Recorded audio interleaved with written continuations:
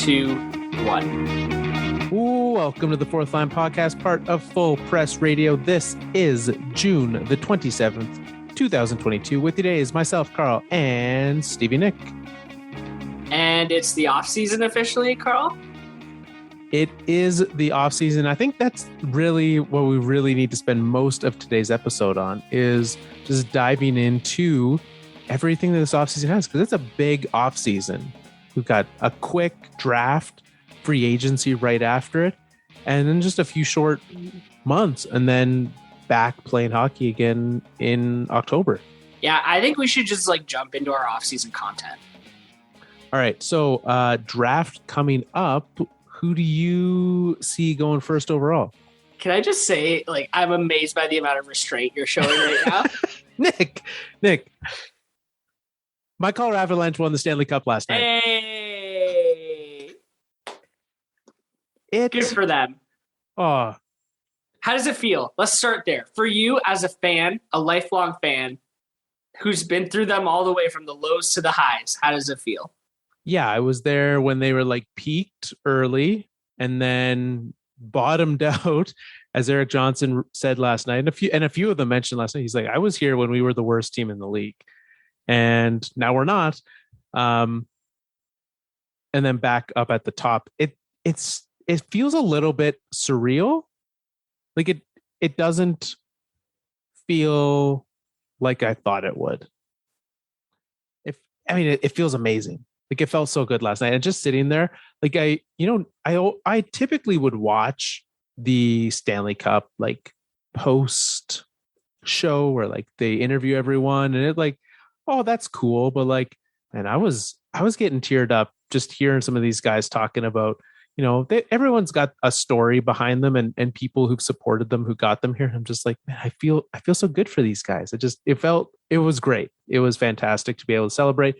And they played an amazing game last night, especially, but just a really well-played series in general. Yeah, and I want to talk about some of those individual stories and interviews later, but walk us through the last 2 to 3 minutes of that game last night. How were you feeling? What was running through your head? Actually, I'm fairly certain, and I was so locked in. I don't know how much it is, but I'm fairly certain my wife has the last 2 minutes recorded of me watching that game, because I looked at her after the fact, and I looked at her. I was like, "Are you recording me? Stop this! just let me enjoy it." It was an incredibly boring record. Are you super zoned in, quiet, intense, or are you very animated? Oh, I'm very even after they won. I wasn't jumping up and down. I wasn't I think it was just cheered, and then just just head in my hands, just they did it, soaking it in. Yeah. And then just probably the biggest smile on my face, just watching them all pile on each other and start to celebrate. And honestly, there is one time that the handshake line can take a pass. It really puts a buzz on the whole celebration, having to shake hands, and then you celebrate, and then you got to go shake hands. I've never wanted that handshake line to be gone faster than I did last night. I was like, I don't need this right now.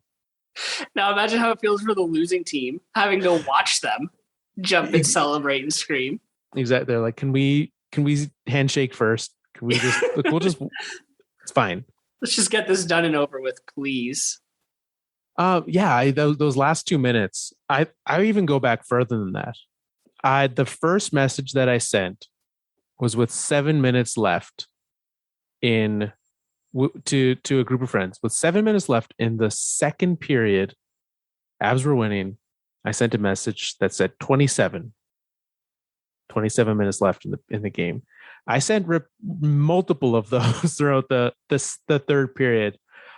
Pretty much every whistle, they got one of those. They loved it, I know. But with about 5 minutes left, I got very nervous. Colorado had been playing great, and they kept playing great. But I knew, I was like, Vasilevskiy's getting pulled soon.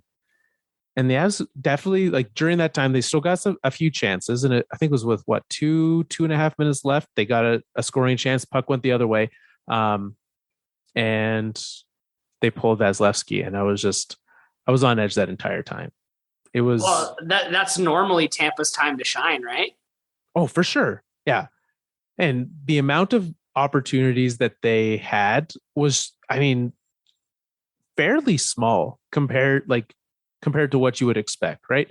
They had the 6-on-5. Turns out that there are certain times you are allowed 6 skaters on the ice. I wasn't aware of that. No one told me that was a thing you were allowed to do. I don't think anyone told Jared Bednar either. Right? If that's allowed, we should have been doing that the whole series. So yeah, just the way that they were able to stop them, they played an amazing game. The fact that Tampa had in a must-win game down, Tampa went more than half of the third period without a shot is phenomenal for a team crowned all year as an offensive juggernaut that they'll just outscore you every single time they go out there. And we saw that they did, right? They had that 7-0 game this series. Yeah. But they showed who they are in all facets of the game. They can outshoot you. They can shut you down. And I'm very, very deserving Stanley Cup champion, but an amazing series. Tampa played great. I think if it's you do that series, it's going to go 6-7 games every single time. It could have gone 7. I just felt Tampa like they ran out of gas. But let's go back. Let's go back. Last time we spoke, it was mid-game 3, I think. Yes. And that was a game that Tampa won by a score of 6-2. Yeah, last time we talked, I believe Colorado was winning that game. I want to say, I'm just pulling up the scores from that game here. This was the follow-up game to Tampa being shut out 7-0. Right. So Tampa shut out 7-0 in game 2, and then they come back out, and Colorado goes up early. I think it was 2-1 when we stopped recording last time. It was first intermission, stopped recording. Yeah. And ended up just being a complete blowout. The Avs didn't show up in that second period at all. No, they did not. And scoreless third, but still a terrible game. And it was bound to happen. It was a road game, right? That was the first game in Tampa. But we saw what Tampa could do. We saw their best in that game. Yeah. Home game too. And as you like to say, series is never lost until you lose at home. And they won at home the first game that they played there. They won at home. So let's then move to game number 4. And this is where the series really tightened up. I mean, game 1 was 4-3, then 7-0, 6-2. All of these next games were incredibly close and fantastic hockey. I wish I could have taken the emotional side out of it and just watched it as a fan of hockey, because it was so fun to watch and such close games.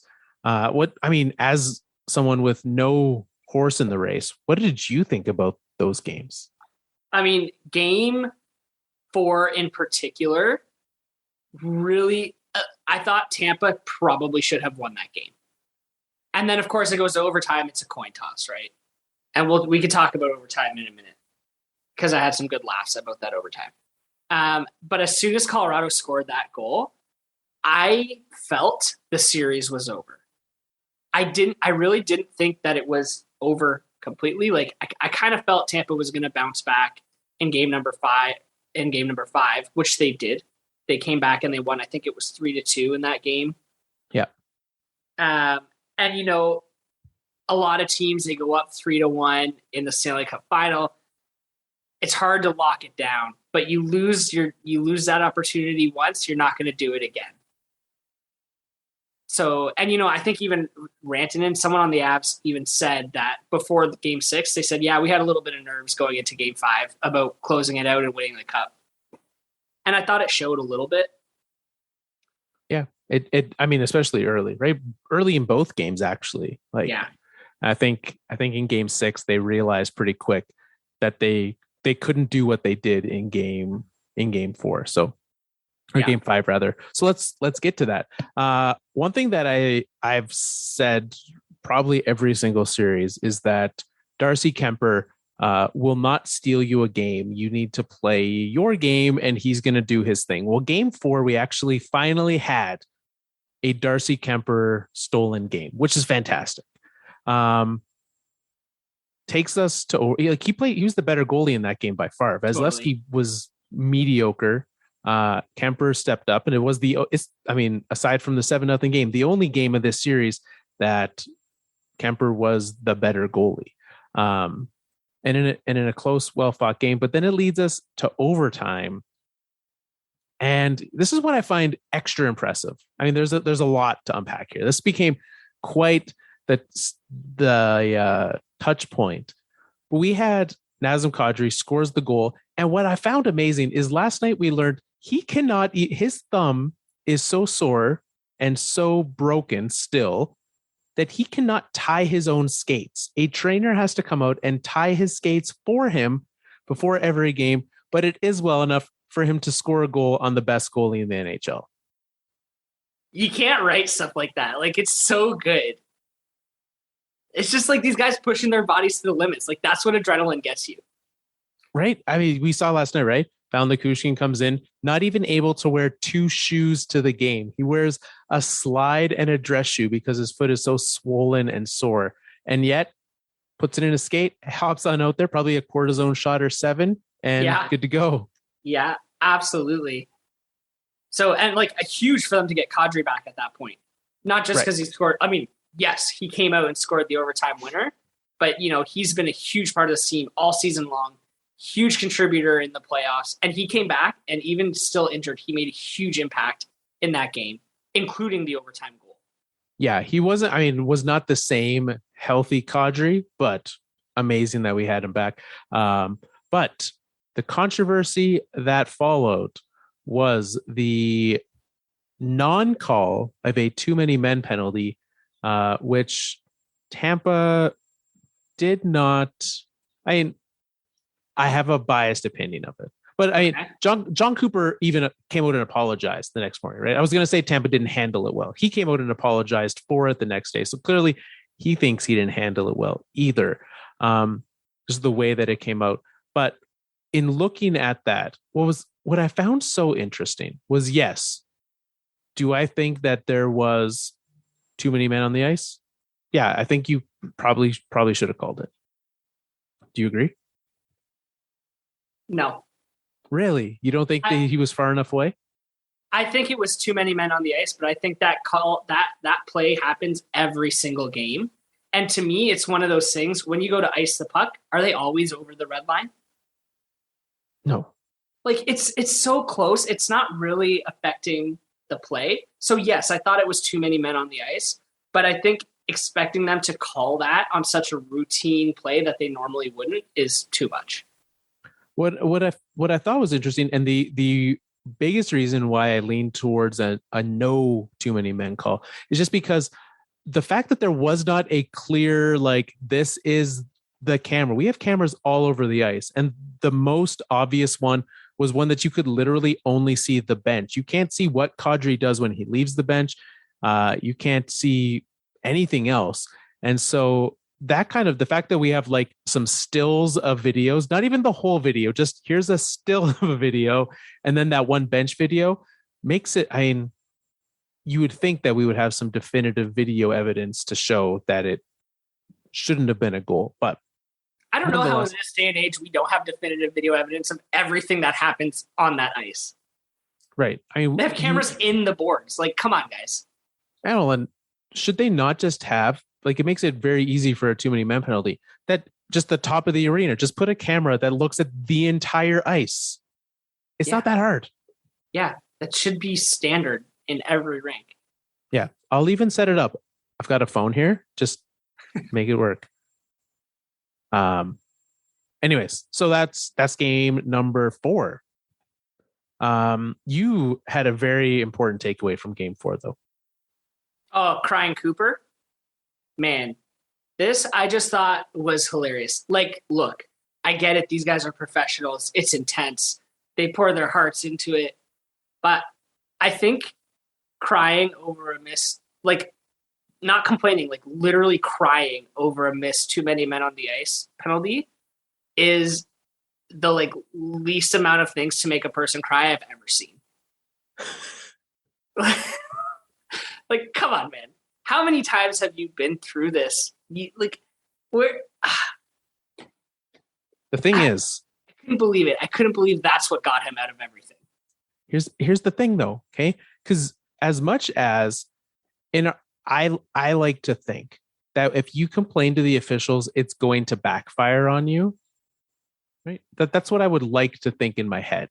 That the more you complain, the less they're going to give you the benefit of the doubt. But that is repeatedly shown to not be the case. If you complain in the media, you complain in the game, you start to make the officials slightly second guess themselves. We see it often, and I think it worked for them in this case.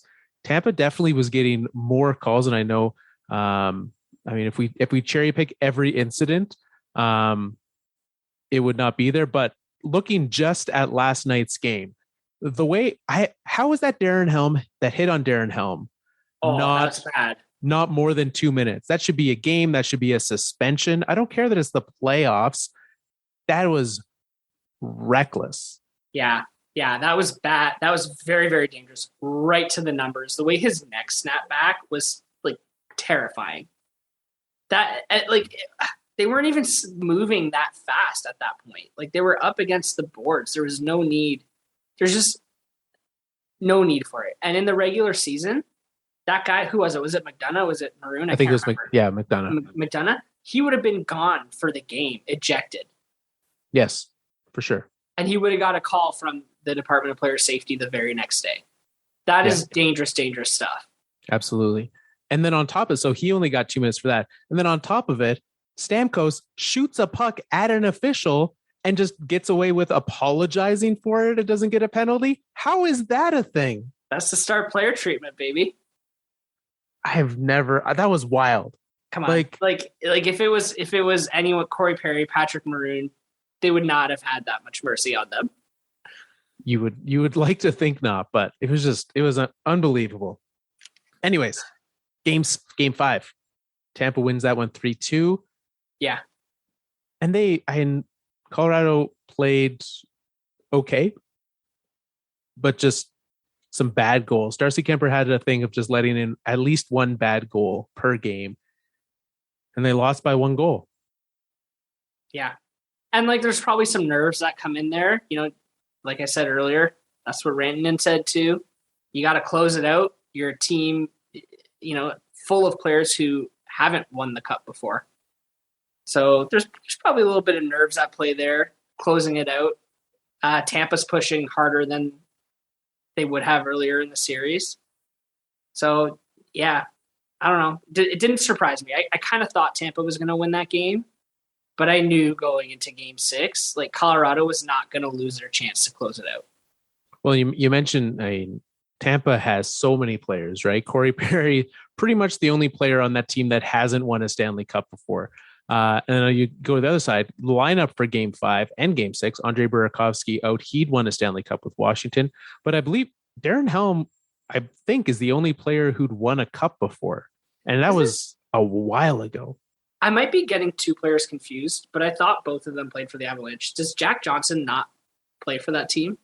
He does. Did he win one with Pittsburgh? I think he won with LA. With LA, okay. In like 2012 or something like that. I want to say, I mean, so many players listed him as one of the guys they wanted to win a cup for. So I would think not. Otherwise, he tricked the entire Avalanche team into thinking he hadn't won a cup before. It's like, no, guys, never won it. Win it for me. Maybe.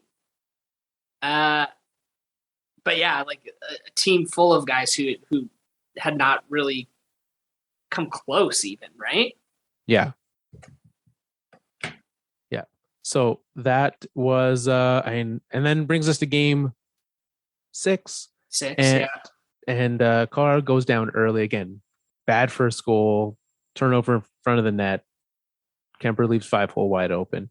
But just from that point forward, Colorado, and both offensively and defensively, just a masterpiece of how to score and how to stay in that game. And even so often you see, especially in a closeout game, that you see a team turtle and just let the other team have chance after chance after chance. And even as the game was coming down to the wire, they were still pressing. Like you saw like Andrew Cogliano taking a rush. I'm like, what? We got the fourth line out there right now. Maybe like just go for it. Maybe just dump it in and get the good guys back out there. And no, they trusted each other and they trusted what they could do. So it was good. Yeah, I actually thought that Stamkos goal in the first period settled things for Colorado, because that game started off and Nate McKinnon was like a firecracker. Yes. He actually looked kind of nervous, but he was all over the ice. He was playing, I thought, a little too aggressively. And then Stamkos scored that. And after that goal, he in particular really seemed to calm down a little bit and refocus and get his head right. And the rest of the team followed suit, and it was all downhill from there. I actually thought Tampa had a pretty good first period. But in the second, they were completely outplayed by Colorado. For sure. And I don't remember. I think it was Mikko who was on the rush with him, but McKinnon had a breakaway and there was like one guy beside him. So I guess it's not a full breakaway. I don't know if you remember the play, but he went to do his like classic McKinnon move, but then turned his back to the goalie and like dumped it back. And I thought that really showed like he was at that point locked in. He wasn't just trying to like do Nathan McKinnon things. He was trying to like make the choice that has the safest opportunity, because it keeps them defensively in position, but also gives them a scoring opportunity. Yeah. And then we get down to those last 5 minutes, the minutes where Tampa normally really shines and breaks through and shows their no quit. And I thought Colorado just shut them down perfectly. Yeah, it was good. So one thing that was missing last night, though, was the commissioner of the NHL. We normally, one of the favorite things of fans is to boo him as he's handing out the Stanley Cup, but not last night. No, they didn't get to boo him because they waited till like the very last second to announce this, right? But it was as they were bringing out the cup to present it, they're like, oh, by the way, Gary Bettman has COVID, so he's not going to be here. Yeah, just casually, which makes sense. Normally, you would have thought that instead of showing Hulk Hogan 18 times, that they would have shown Gary Bettman at least once, but never even crossed my mind. No. Maybe I thought that I was looking at Gary Bettman. Yeah, Gary's looking pretty good. He's been hitting the gym. Replaced that kitchen table with a Bowflex. He looks great with facial hair. You bet, brother. So that was an interesting thing. I mean, Bill Daly also didn't sound the healthiest at the time. No, he did not. Like one guy's gone scratchy with throat, right? Yeah, one guy's gone with COVID, and the other one's voice sounds like he's just been cheering. Yeah, just the two guys who are attached at the hip. Yeah, they're nothing to worry about. Totally fine. So that happened, and then the interviews after. I'd say most people's favorite interview was Nazem Kadri. Well, yeah, of course, because I don't know. I think that we got something special in Canada because of his history with the Maple Leafs. He knows the media guys here, and right. He knew who his audience was when he was being interviewed by them. Yes. So, we got a nice, we got a great line from him, really shoving it to the people who thought that he was what was the word he used? Liability in the playoffs. Yes. Yeah. And I love that in that exact, who is it? Friedman and David Amber were interviewing him. Yeah. They did not, they led him to it, right? Because they asked about, how does it, what would you say to people back in Toronto? How do you feel after all this time, right? Like they're bringing that up. But the fact that that's on his mind was an interesting moment. Loved it. And what a great redemption arc for him. But can we be honest for a minute? He was a liability at the playoffs. Yeah, he was. And we all said that he didn't have to be, right? That didn't have to be part of his game. And he took it out and look, they won a Stanley Cup. Imagine if he could have done that in Toronto. Yeah, imagine. Hilarious. Such a great interview. And I mean, you just see, the one that stands out to me the most is, I think it was the very first interview he had, right? Gabe Landeskog interview. And he's just like, they're interviewing him and they ask him about his family and he just like completely breaks down. I was like, man, like that's the kinds of things. He's like, you just want to be a guy that your kids can look up to and give them something to strive for. And I'm glad that I was able to do that for them. Like it's the things like that, right? And the ways that, and every team has these stories. Every team has it. I think Tampa, we probably would have heard less of them because it's the dynasty and they've won 3 in a row. But every single one, right? Devon Taves talked about how he got traded during COVID and didn't have things and couldn't go to the store and buy the things he needed. And the team just came together and helped him out. And they felt like a family. And that's why they are the way that they are. Story after story of that. And I could talk all day. I could just re-listen for the rest of the show for the last 35 minutes. We could just play those interviews again, and I would be completely content. So, the interviews are a highlight whenever the Stanley Cup's handed out. I love watching them every year just to get these guys' like pure raw emotion, because everything leading up to this moment is stoic hockey man. They will not break. It's the boredom. It's the answers. It's the process. And then as soon as they win, all of that gets stripped away. And there's just so much relief in their voices. But Kadri had the line of the night. Second one, I think, goes to Gabe Landeskog on ESPN when he was being interviewed. And I think it was Emily Kaplan was asking him. And she's like, it's a copycat league. And, other teams like to copy what's successful. And what do you think other teams should go do in the wake of your success? And his response was to go find yourself a Cale Makar. Well, so Cale Makar, we'll get to some of those things later in the show, but Norris Trophy winner, Stanley Cup winner, Conn Smythe winner. Was he the right choice for Conn Smythe? I think so. I was going back and forth on it for most of the third period because I'm like, who are they going to vote in? I really didn't think Colorado had one like standout player, but if he had to pick one, it was going to be Cale Makar. Like as a defenseman to lead a team like that in points is pretty impressive. Well, and I also did. I actually, one thing that I started thinking in the third period, I was like, who's going to win the Conn Smythe of Colorado wins? And I wouldn't let myself get that far ahead. And so I refused to think about it. And I had like some folks ask me like, who do you think's, I'm like, no, I'm not answering it. Talk to me after the game. But it is him, especially because it's not Stanley Cup Finals MVP, it's playoff MVP. Yeah. And when he finished third in the entire league in playoff scoring. It's very easy to pick him as the choice as a defenseman.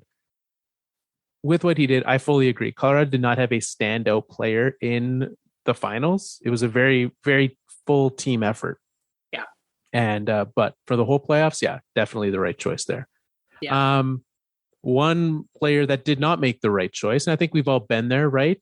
I remember a few years back, my first game of the season, hadn't laced him up all summer.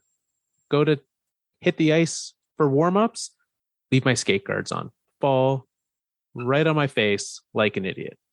So I think we've all had that moment where we slip, we fall, we make a fool of ourselves. Not all of us do it on national TV, and not all of us dent the trophy our team just won. What's his name? Aube-Kubel? Aube-Kubel, yeah. Aube-Kubel. Oh, man. I saw it happen live. And I think my face looked exactly like every other player's face on the ice at that moment. I need you all to go find the picture of it. If I remember, I'll post a picture of it again tomorrow. I need you to go find the still or the picture that was taken as it happened, because every player has a different reaction and it is amazing. Priceless. It's so good. Because again, right, the pressure's off. They're all having fun. Some of them are laughing. Some of them are shocked. But I mean, no one's upset. It's just that trophy's been dented a lot. Let's be honest about that. But that was a big dent. It was a big dent. It was very noticeable. Like that's going to be in their team photo. Oh, that's going to be on display forever. Yes, that is a lifetime memory of him, he was a healthy scratch for the last few games of the series and showed up with the cup and left it with a dent.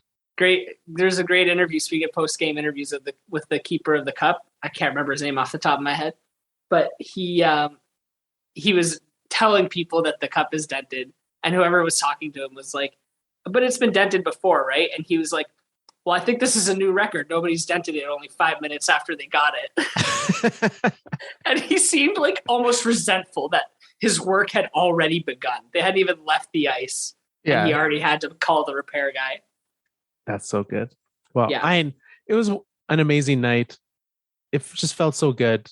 And again, you mentioned the different stages, and we do have other things to talk about today other than just this. But I just want to wrap up this segment with just a few final thoughts, if you'll humor me. Let's do it. All right. You mentioned earlier just like the stages of it all, and definitely like at the beginning there was like just the happiness, there was like the tears. I didn't like fully cry, but like just a few tears in the eye. None of them actually like left the eye. Just a little burning in there. A little welling up. Yeah. Someone was cooking onions in the house somewhere, probably. I hope it was in the kitchen. I hope that's where they were cooking onions, not somewhere. But then after that Stanley Cup, as it started to wind down, I was like, "Hey Google, I shouldn't do that because things will happen." It's gonna do. Yeah. It is. Yeah. Hey, maybe ask how many calories are in an apple.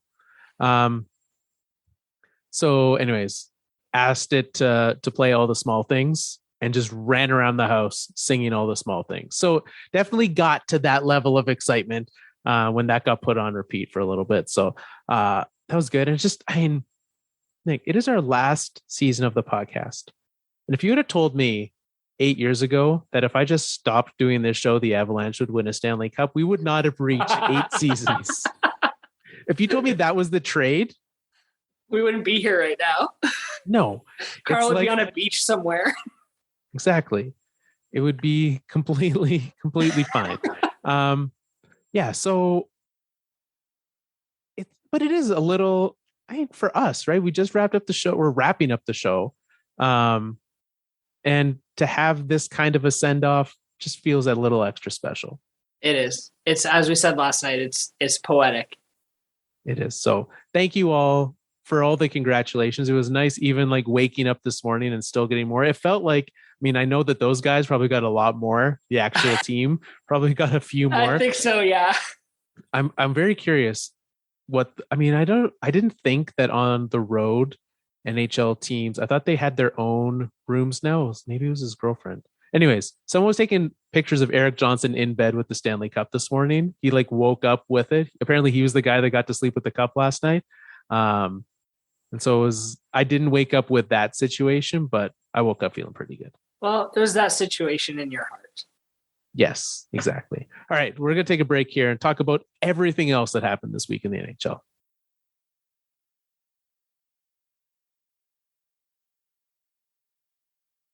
Three, two, one. Okay, so we got to move on from the Stanley Cup now, Carl. Do we? Yeah. Don't worry, you'll have it all off season. Yeah. You'll have it all next year, too. There's going to be a banner raising ceremony. That's true. We might have to have like an emergency podcast. I know we're retired, but it'll just be me. Well, we'll see how many preseason goals Jamie Benn scores. Like, if he's really on fire, we might have to do an emergency podcast. We're going to pad our stats pretty hard to make sure Jamie Benn doesn't catch us. But other things happened this week. For one, and for some reason, the NHL awards were handed out mid-Stanley Cup final. But unlike usual, it wasn't even all of the awards. There was 5 awards handed out that night? 6 awards? Yeah, at an in-person ceremony. But after the actual, or not after the season, in the middle of it, like you said. It was just very strange. It was weird. It was between game 3 and 4 or 4 and 5 or something. Did you watch it? No, I didn't even know it was on until I saw a few weird tweets happening and I was like, what? Is this?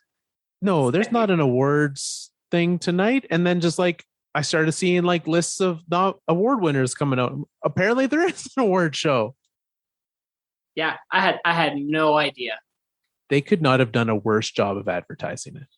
I honestly, it doesn't matter. They don't need it. Like they announced the other awards before. Just I assume it was online. Maybe they did something live on the pregame show before the game started. Why can't they just do all the awards like that? Why do they need a ceremony? Yeah, it's very unnecessary. Nobody cares. No one cared at all. Actually, you know what was so as much as that was like kind of weird and confusing about the fact that I didn't watch it because I couldn't or because I like didn't know what was on. But you know what was even more frustrating? Did you watch that Unrivaled documentary we were so excited about seeing? No, I didn't. Did you?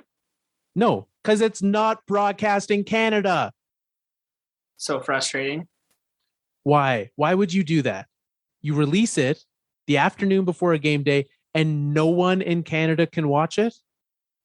Do you realize how, especially the fact that it was like an ESPN documentary, TSN should have canceled whatever, like, they didn't have 5 things. They've got 5 channels on TSN. There was not 5 things on. I'm sure it was golf. I know the NASCAR race was on. There was probably tennis. And somehow they probably had June curling on TV. And yet, none of the much, much wanted documentary. So frustrating.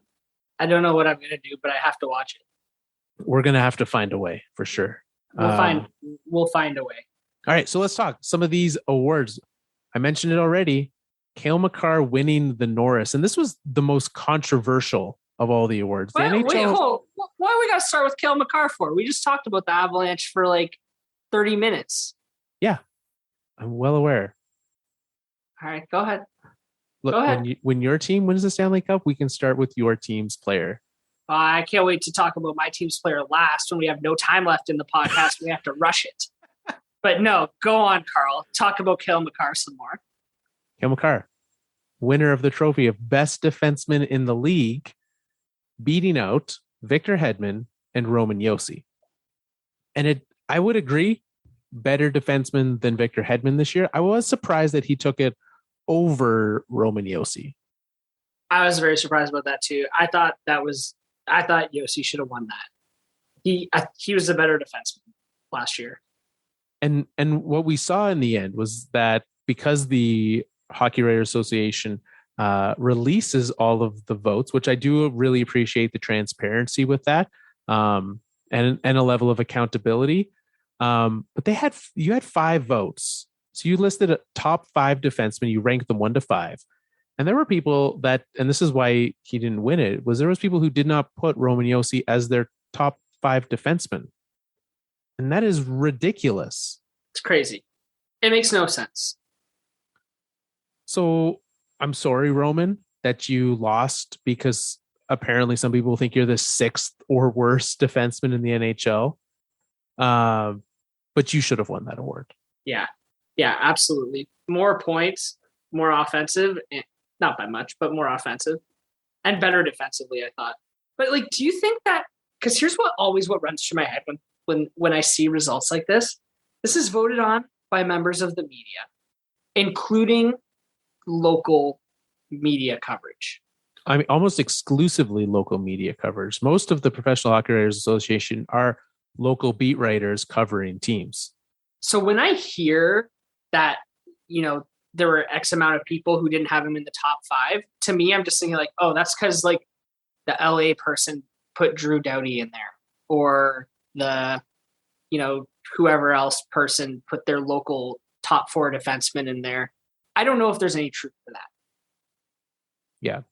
But no, I very much feels agree. like there's probably some bias playing into these things. It's kind of unfair when it comes to voting. Yeah. And I think one of the guys that kind of stood out and was open and vocal about it, why, and kind of explained it. I believe he's from Chicago. So it's not like you could even use the like not in the same division, East Coast bias kind of thing, which I think definitely is a thing in a lot of these awards. Because Josi and Makar are in the same division as the Blackhawks. So right. All right.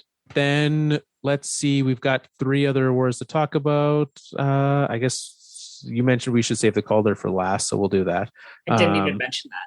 I didn't say anything about the Calder Trophy. That's the first time I've said that word. You just said that when we talk about your team, it would get saved for the end. So I thought you wanted to save it for the end. Okay, so you want to talk about the Vezina? Sure, let's talk about the Vezina. Igor Shesterkin winning the Vezina, beating out Jacob Markstrom and UC Saros, which is wild that Andrei Vasilevskiy not even nominated for this award. Yeah, none of this is surprising. Shesterkin probably should have won the Hart Trophy too. Let's move on. What's the next one? Next is the Hart Trophy. Hart Trophy went to Auston Matthews. He beat out Igor Shesterkin, which you just said that he should have won, and Connor McDavid. I said he probably should have won. All of you can make a case for all of those guys. I'm not upset that Auston Matthews won. Yeah, I find it very interesting, like the goalie premise. I think if you were to genuinely give the Hart Trophy to the most valuable player, a goalie would win that award every single year for the most part. It would either be a goalie or Connor McDavid. It's one of the two of them. Or Auston Matthews, apparently. Auston Matthews. But don't you think that the Rangers wouldn't have been where they were this year if it were not for that goalie? Absolutely. Yeah. And that's what I mean. Like, I think if we genuinely look at the most valuable player and not the most talented player this year. Okay. Specifically this year. Yeah. Right. Or like most outstanding player. I think if this was a most outstanding player award, sure. But it becomes the fact of like that some treat it as most outstanding, some treat it as most valuable. It kind of becomes a real muddled thing. On the other hand, I agree. But on the other hand, the players have their own award where they vote on who they think is the most outstanding player in the league. And the nominees for that were Auston Matthews, Connor McDavid, and Roman Josi. And Auston Matthews took that one. I think that speaks pretty clearly to how he's considered in the league and how his fellow players thought about his season. I mean, that one's almost more prestigious than the Hart, right? Like, what does he care what a bunch of reporters think? Of his game? Like, to me, what would be more important is what do my peers and colleagues and opponents think of me? Right, the guys who go against me every single night, and they go against these other two. Right, they're shooting on Shesterkin. They're having to defend Connor McDavid, and they said that he had the most outstanding season. So yeah, not upset about either of those. I think those are, it's fine. Yeah, I think Auston Matthews did have, I know he had a great season. I definitely think he's a worthy recipient of that award. And that brings us to the end of the show. Are we finally going to wrap up early? Why not? Finally going to end one early? No, Nick. The Calder Trophy to Rookie of the Year went to Moritz Seider of your Detroit Red Wings, beating Michael Bunting and Trevor Zegras. Yeah. The floor is yours. Very, very, very well deserved. And it wasn't even close. Someone had unanimous votes. I don't remember if it was Seider or not, but it was overwhelmingly him that was voted for. And he comes into Detroit on a terrible team, and he establishes his presence against some of the best players in the league, because Detroit didn't have a top two that he wasn't a part of. So he got matched up against Sidney Crosby, and he got matched up against Auston Matthews, and he got matched up against Connor McDavid, and he held his own. And he scored 50 plus points, and he defended great, and he deserved it. Well, and I think it speaks to the fact that you mentioned that how much of a blow it was. I'm surprised that Michael Bunting was on there, because he played with most outstanding player Auston Matthews for much of the season on that line. I honestly think Lucas Raymond should have been up there. I think there should have been two Red Wings there, because they had two amazing seasons.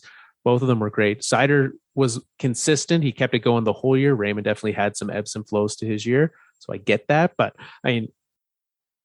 this is... The Colorado Avalanche started this whole thing with a defenseman winning the Calder. That is a very good parallel that you're drawing there, Carl. I like that parallel a lot. You know what? I would think so. I like that a lot. I'm looking, because I've been telling people this all week, and I'm just realizing I don't know if it's true or not. So before I say it on the podcast, I was off by 10 years. The last time a Detroit Red Wing won the Calder Trophy was in 1965. And his name was Roger Crozier. That sounds fake, but okay. It's true. It's just I've been telling people it's 1956. So okay, still a while. Still, it's pretty impressive for Seider. I'm very happy to have him. I'm very happy that he's part of my team. I'm very happy that, you know, the takes that I had when he was drafted about it being mediocre and kind of a stretch have been proven wrong. Yes, it's one time that you're always okay being wrong about one of those takes. Absolutely. So can't wait to see what he brings to the table next year. Yeah, it's going to be good. All right, and that wraps up the NHL awards. We're off to the off season now. It's officially here, right? Yeah. We had some coaches continually looking at the coaching moves that are happening around the NHL. Winnipeg Jets have some news about their head coaching search. Actually, well, how many things have happened? Because we did not talk about Paul Maurice, didn't we? We missed one, right? Winnipeg Jets. Paul Maurice left them last year, just kind of stepped aside, bowed out. And so they're on the search for a coach, but they found out not who their coach is, but more so who it won't be. Yeah, no kidding. I think probably had an offer out to Barry Trotz. And he informed them that he wouldn't be coaching next year at all for anyone. Which I think that's more of a blow for the Red Wings. That would have been a great fit for Calder Trophy winner Moritz Seider to have Barry Trotz there. But nonetheless, surprising that he's done it long enough. If he wants to take a year off or forever off, go for it. Yeah. I mean, he hasn't ruled out coming back. He's just taking some time to spend time with his family, which, you know, he's at that point of his life where he can do. I'm just kind of surprised. Yeah, me too. Also surprising. I was both surprised and not surprised. I was surprised with who. Paul Maurice went to the Florida Panthers, replacing technically interim coach Andrew Brunette, who led them to a President's Trophy and to a sweep of the at the hands of the Tampa Bay Lightning in the playoffs. Paul Maurice goes from Winnipeg to Florida. I think Maurice will do a fine job there. It just, when I looked at what Florida does, and they have a lot of exciting players and a lot of great talent, and I look at what he did in Winnipeg, I just feel like he didn't get the most excitement out of that Winnipeg Jets team, and I hope he doesn't do the same thing in Florida. Yeah, but this Florida Panthers team is more exciting than that Winnipeg Jets team was. Like it's right? It's objectively a level above that team. I would say so. Yeah. I think there's some players on that team who are so incredibly creative that they're going to be a fun team to watch regardless. Yeah, I hope you're right. I very much do. But can we talk about replacing the coach that brought home the President's Trophy? Yes, we can. Who was a Jack Adams nominee? Who was a Jack Adams nominee? Yeah. I was surprised at first when I heard it. Yeah, it really just seems like giving up too early. Again, if you're basing that solely on what happened in the playoffs, when team after team, right? Tampa got taken to 7 games in the first round of the playoffs. Sure, Florida did too. No, or did they win in 6? I'm trying to remember now. I don't remember, but you're talking about the Washington Capitals versus the Toronto Maple Leafs. It's a huge difference. Okay, fine. Yes, fair. 6 or 7, like Florida should have had them done in 4. Okay. And then swept by Tampa, who eventually went on to win the conference, right? But if you're looking at that set of games, front offices do this all too much, where they look at the playoffs and use that as their main metric. And I get that that's the most recent and that's the most high pressure, but it's also a small set of games. Florida won 4 out of 10 games. Every team's going to go through a stretch like that, especially when you're playing top talent. See, I don't disagree, but I think the playoffs is so much more of a coaching matchup than the regular season is. Like, coaching is so much more important in the playoffs, and I think that's where it it seemed like he was exposed because he was outcoached by the Capitals. I can't even think of who their coach is right now. Anyways, it doesn't matter. Yeah. It doesn't matter. That team, like the Panthers are so much better than the Capitals. They should not be taken to 6 or 7 games. The Lightning, I think he was completely outcoached. Like, he couldn't get his team to score on the power play. They were shut down completely. And we saw what a good power play can do against Tampa, right? Tampa's power play was not great in the final. So if you're thinking like it doesn't matter, any coach can get us to the playoffs because the regular season is such a long haul. We know our team's good enough. You're not playing the same team over and over and over and over and over again to the point where they're learning your systems and you have to adjust them. They're looking for somebody who can coach them through the playoffs. Absolutely. Third coaching announcement of the week, Luke Richardson. Last week we talked about Ryan Huska, a name that we knew nothing about. And I read to you in essentially perfect French, that article about him. Yeah. We can forget all of that because he was not actually hired as the head coach of the Chicago Blackhawks. He said he was rumored, was likely to. Luke Richardson actually announced as the head coach of the Chicago Blackhawks today. I feel like this was the boring coach news of the week. Yes. Like, this is not interesting to me. Like, Luke Richardson's just been an assistant coach basically his entire career so far, except for those like 3 games in the playoffs. Did he get Montreal. a few? Yeah. Remember their coach got COVID in the bubble? That's right. And he took over as the head coach. Yeah. Maybe it wasn't the bubble. I don't remember. But anyways, when their coach got COVID, he had to step in. Yes. That's where I know his name from. And then they fired the coach. And then instead of hiring Luke Richardson, they went and hired Pee Wee coach Martin St. Louis. That's right. So that tells you what Montreal thought about him. Well, we know Chicago's not trying to win. Right. Exactly. Very true. Like, literally every player's on the trade market right now. Yeah. And Montreal showed that they can do a pretty good job of not winning. So yeah. So maybe he's your guy. All right. That's it. That's the news of the week. Do you want to talk high sticking? Yeah. I want to hear about the results. Very, very excited. And I know that I should have. I haven't done last night's game yet. I was a little bit busy celebrating, but it also became quite irrelevant because Brody, who lost a tiebreaker before, had already locked up the title. And actually, before that game was even done, so he locked it up going into the game. So no matter what happened, game 6 and 7, he'd already won. He had a 7-point lead going into that game. So I reached out to him before that game was done, already had his jersey off to him. He picked a great choice, Ottawa Senators fan. However, great choice in jerseys. He went with the classic green Hartford Whaler jersey. Nice. Good for him. I thought as a Senators fan, he would have picked Alfredson in Detroit. Ooh, that's the thing we forgot to talk about tonight. We'll talk about that later. Hall of Fame. Yeah, I know. When you said Senators, I thought about that. Yeah. But hey, good for Brody because he's been after it all year. And he lost that tiebreaker.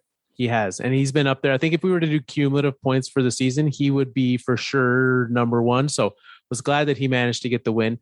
And thank you to everyone for playing. Thank you for playing all season and all seasons. It's been a lot of fun and a great way to just connect and talk about what's happening every day in the NHL. Well, and you know what? Thank you, Carl, on behalf of all of our listeners. Because if you guys don't know, I know that account doesn't have anyone's name on it, but it's not me who's in there running high sticking every week. Every day. That is true. That is all Carl. And you did a great job, Carl. Well, thank you. So a little schedule update for you.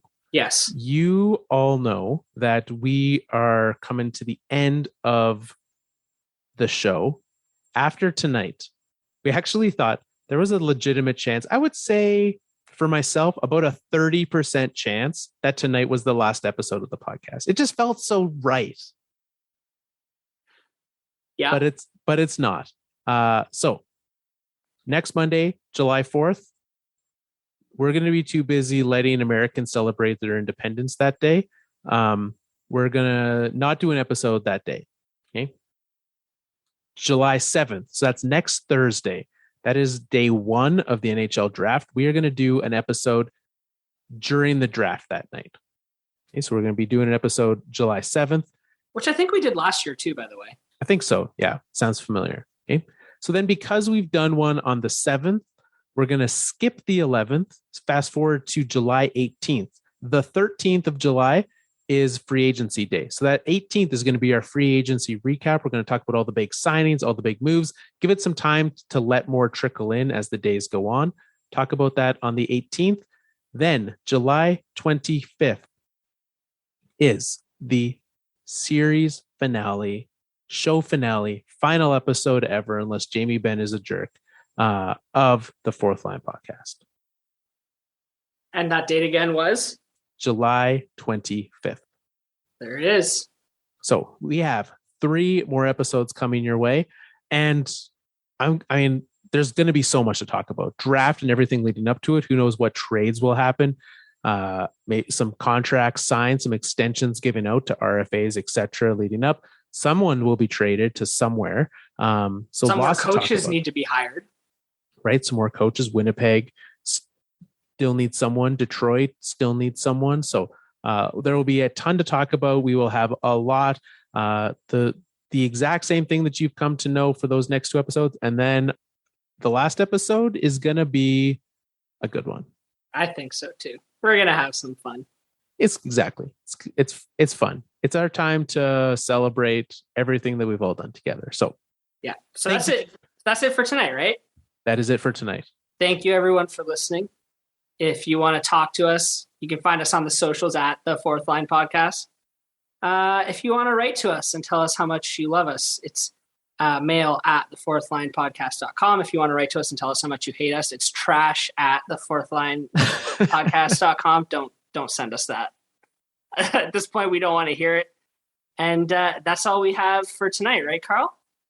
I did prepare a little something. Oh, you prepared something to sign us off on? I did. Can I share? Let's hear it. All right. La la la la la. All the Avs things, true joy, cup brings, you'll take one lift, your win, best trip. Always, you know, I'll be at your game, watching, waiting, celebrating. Look at them, Joe. They put on a show. Take the cup home. Colorado, Gabriel, Nathan, and Mikko, Rantanen, Cale Makar, Taves, or Darcy, Kuemper, Gerard, Byram, Nikushkin, Burakovsky, na na na na na na na na Nazem. Game night, come home, deep pucks, you know, you left me cheering and in tears. Your first time in 21 years. Look at them, Joe. They put on a show. Take the cup home. Colorado.